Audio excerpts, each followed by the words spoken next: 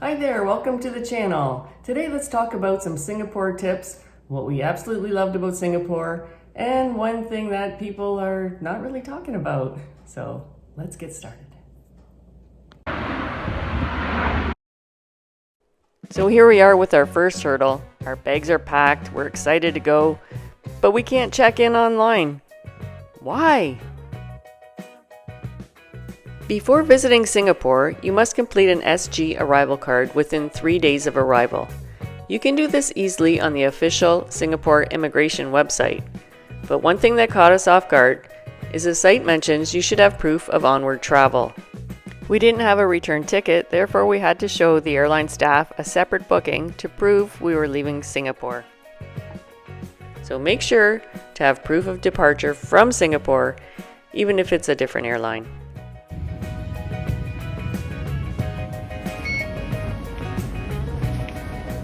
Singapore's MRT system, Mass Rapid Transit, is clean, reliable, and air-conditioned. Such a great way to get around.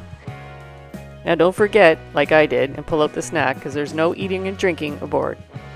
If you're staying more than 3 days, skip the tourist pass and get an EasyLink card instead.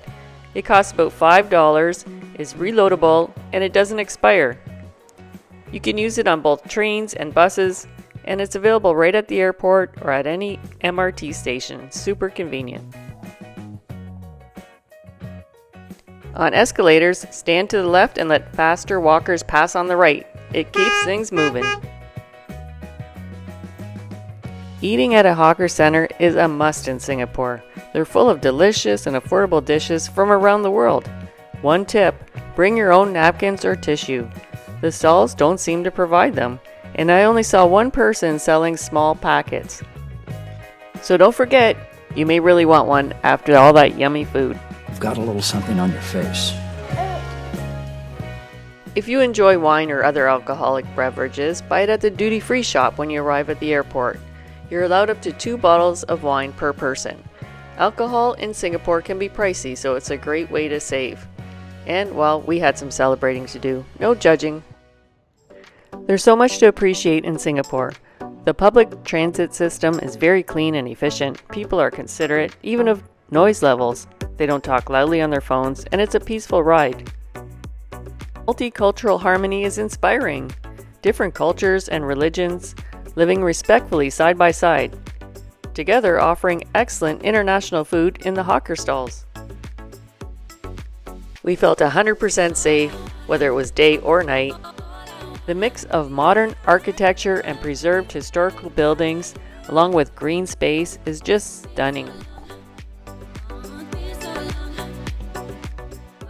And now the unexpected surprise, the bathrooms.